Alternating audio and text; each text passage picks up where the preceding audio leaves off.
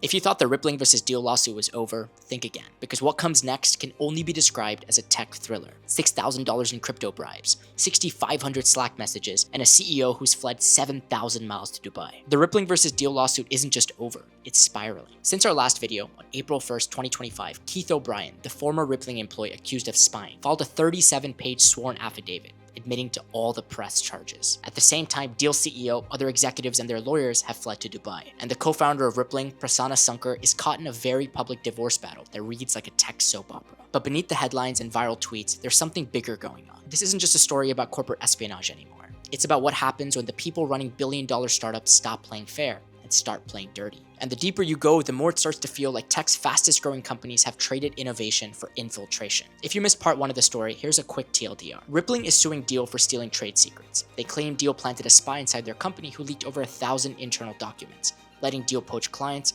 undercut deals, and recruit Rippling employees in secret. That lawsuit is still unfolding, but now we have the spy's own testimony, signed under oath, and it's explosive. It doesn't just support Rippling's claim, it confirms them in unsettling detail. This isn't just legal drama anymore. It's a tech scandal that's starting to spiral out of control. This is Rippling vs. Deel, Part 2. The plot thickens. Before we get into the weeds of the story, it's worth understanding who we're talking about. Deel and Rippling are two of the biggest names in HR tech. Deel, valued at $12 billion, helps companies hire and manage remote teams in more than 150 different countries. Rippling, now worth $13.5 billion, offers a broader platform that spans payroll, benefits, IT, and employee management. So we have two rising giants in the same space, scaling extremely fast, backed by billions of dollars and targeting the same clients. So collision was inevitable, especially because both were scaling extremely quickly, backed by massive funding and aiming to control the infrastructure behind international employment. A massive charter. And now, instead of competing on product or price, they're facing off in court. Chapter 1. The Spy Speaks. Around 20 days ago, the spy at the center of Rippling's lawsuit finally broke his silence. His name is Keith O'Brien, though in Rippling's original complaint, he was referred to only as DS, a name that in hindsight might as well have stood for Deel Spy. Until now, he was just a shadow in the background. But with a new 37-page affidavit signed under penalty of perjury, Keith has suddenly stepped into the spotlight. And what he says confirms nearly every single allegation Rippling ever made. According to Keith, it all started in April of 2023, around 2 years ago, when he was contacted directly by Deel's general counsel. But they weren't just offering him a job, they were offering him a mission. They asked him to stay at Rippling, not to leave, but to spy, to dig up sensitive data, to report back regularly, and do all of that quietly. What's with you and being a rat? Fuck. He says they told him to avoid email, use Signal and WhatsApp instead, and communicate only through encrypted apps. And so he did. But what's interesting is that Keith wasn't an engineer. He worked in payroll operations out of Rippling's Dublin office. Not exactly the type of role you'd expect to land in the middle of a corporate espionage scandal. But that might have actually made him more useful. Less obvious, less scrutiny, and just enough access to do real damage. And from that point on, his job wasn't just compliance, it was surveillance. He says Deel gave him a target list. Look for sales leads, dig into churn risk, pull internal pricing strategy, and then identify which employees might be vulnerable to poaching. So he searched and searched and searched. And over the course of 4 months, Keith ran more than 6,500 Slack queries. That's around 23 searches per day on average. But these weren't just casual scrolls, they were surgical. He combed through conversations flagged Deel, pricing, outreach, churn risk, even battle cards. According to the affidavit, he collected 728 confidential sales leads, 282 deal notes, internal pricing and discount strategy, private recruitment discussions, and sensitive employee records, some of which Deel acted on within days. And all of that, he says, was routed back to Deel through Signal or WhatsApp. And every message was deleted after it was read, so there's no history. In exchange, he was paid just over $6,000 in crypto, sent through a third-party intermediary. Let that sink in for a moment. For only $6,000, he leaked hundreds of sensitive documents, violated court orders, and, if proven true, helped one of the fastest growing tech startups in Silicon Valley win business through fraud. You could call that one of the worst trades in startup history, at least for Keith. But for Deel, might have been their biggest win, especially if they're able to claw more market share. Eventually, Rippling caught on. $26,000! By early 2024, their security team noticed suspicious patterns. Sales leads going cold, employees getting pinged by Deel recruiters, and counteroffers hitting within 48 hours of private internal discussions. So they set a trap, a honeypot Slack channel called D-Defectors. Keith searched for that Slack channel within hours, which confirmed their hunch. There was someone inside the company. And that was enough evidence for Rippling to act. In March, they obtained an emergency court order in Ireland to seize Keith's devices. They sent an independent solicitor to collect his laptop and phone. But when the solicitor arrived, Keith locked himself in the bathroom and started wiping everything. He confirms the data, the communication, the payments, And most importantly, Keith names names. But we must question why come forward now. That part still remains unclear. Maybe it's pressure, maybe it's legal strategy, or maybe it's leverage. But regardless of the motive, the result is still the same. We now have the alleged spy's own words, on paper, under oath. And all this takes this story from a mere accusation to a full blown out admission. If you're into stories like this, real drama, not sanitized press releases, consider liking, commenting, and subscribing because it really helps the channel. And if you want more personal stories, check out my Instagram. Chapter 2, the Dubai escape. While Rippling was busy building its case, something strange happened. Deel's leadership team vanished. Not literally, not in the missing person type of way. But over the course of just a few weeks, key figures from Deel's executive and legal teams quietly relocated to Dubai, a country with no extradition treaty to the United States. That means no subpoenas, no depositions, no forced testimony. Just sunshine, skyscrapers, and silence. On the surface, Deel hasn't said much. Their official stance is that this move had nothing to do with the lawsuit. Just coincidence. A lifestyle choice, maybe even a business expansion. But to Rippling, this looks a lot like obstruction. In court filings, they pointed out that Deel CEO Alex Boazes and their general counsel, the same person Keith O'Brien says directed his spying, have both settled in Dubai, far away from US courts. Because if this was just one employee acting alone, then why is the entire legal team suddenly disappearing? Why is the CEO relocating to one of the few financial hubs that's out of reach of US courts? This isn't some vague implication. It has tangible legal impact.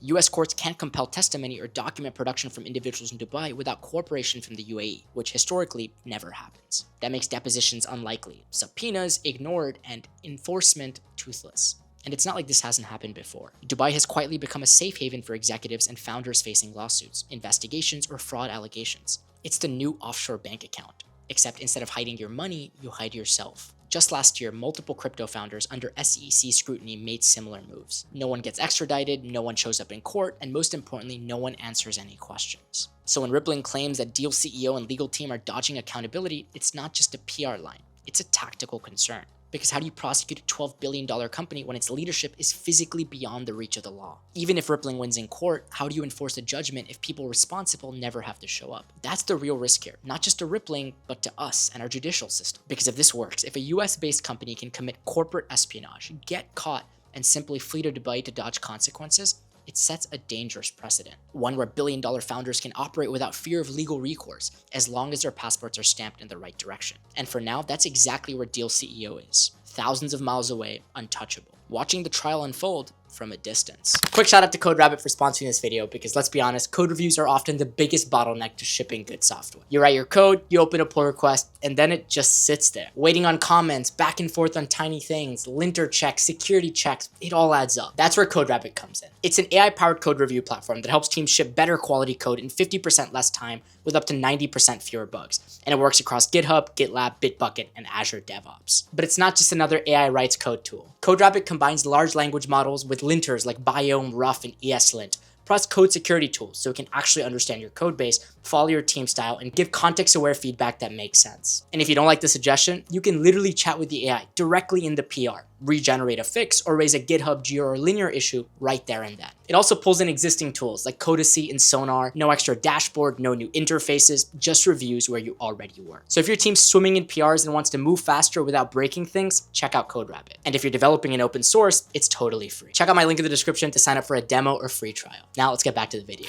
Chapter 3, the divorce goes public. While Deel was quietly retreating from the courtroom, Rippling's co-founder was getting dragged into one. But not for espionage, for something far more personal, much harder to contain. In early April, a custody battle between Prasanna Sankar, Rippling's co-founder, and his wife exploded into public view. At the center of it were allegations of rape, coercion, and domestic surveillance, followed by an avalanche of screenshots, statements, and court documents posted across social media. It all started from an exclusive printed by the San Francisco Standard, which revealed that Prasanna's wife had filed for a restraining order. She claimed that during their marriage he had raped her, monitored her with hidden cameras, and pressured her into sexual activity under threat of emotional and financial retaliation. The court filings were explicit. She described being tracked inside their home, she said she found surveillance devices, and that he accessed her emails, messages, and private notes, all without consent. In a normal custody case, all those documents would remain sealed, but this one didn't stay in court. It spilled out of it. Prasanna responded publicly on X. He posted screenshots, airline records, messages, claiming that he was the one being manipulated, that she had been having an affair for 6 months, complete with hotel receipts and WhatsApp chats. He even posted pictures of their child. He even posted her name, and the response went viral.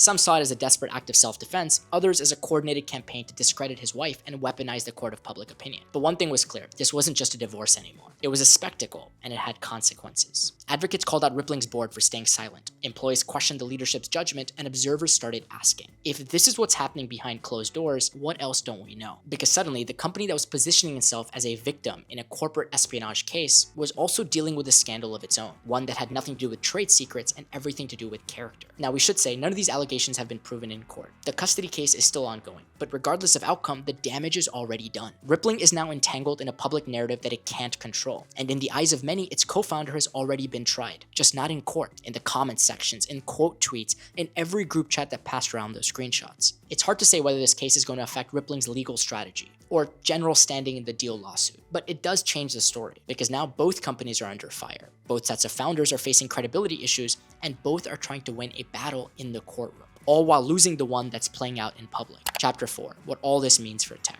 At this point, it's very easy to get lost in the drama, to lose track of the bigger picture. A spy, a flight to Dubai, a divorce battle gone viral. I know, it does feel like a tech soap opera. But step back, and you'll see that a bigger story is unfolding. Because what's happening between Rippling and Deel isn't just two companies fighting dirty. It's a symptom of something much deeper. We're seeing what happens when the stakes get too high and the rules get too loose. I mean, think about it. These are two of the fastest growing startups in Silicon Valley. They've raised billions of dollars. They've been trusted with payroll, compliance, benefits, onboarding, the literal infrastructure of global employment. And yet, instead of focusing on that, the good, we're talking about encrypted WhatsApp leaks, crypto payments to spies, and executives fleeing jurisdiction. So the question I want you to ask yourself is, how did we get here? Startups used to win by building better products. Now they're winning by moving faster, burning cash, and skirting the edge of legality, all because that's what the market rewards. Investors want speed, founders want domination, and everyone is operating under the illusion that there are no consequences. As long as you hit your numbers, nothing will happen to you. But this case might prove otherwise, because even if a fraction of these allegations are proven true, if a $12 billion company really did greenlight industrial espionage, that's not just a scandal, that's an indictment of our entire tech ecosystem. The unchecked growth, the glorification of grit and hustle, the idea that we shouldn't hate the player, we should hate the game. And if Deel CEO can dodge legal exposure by flying to Dubai, if Rippling's co-founder can stay in power through a public abuse scandal, then what message does that send to the rest of the industry? It tells founders, don't worry about ethics. It's not cheating until you get caught. And even if you do, have an escape plan. Maybe this case is finally the moment where Silicon Valley has to reckon with how far it's let things slide. The people building the tools that run our workplaces are just as flawed, reckless, and power hungry as the institutions they claim to disrupt. And maybe that's the real issue, that we've built an entire industry around worshiping founders. The rest of us are getting a front row seat into what happens when the people building the future of work can't even get their own houses in order. Cheers.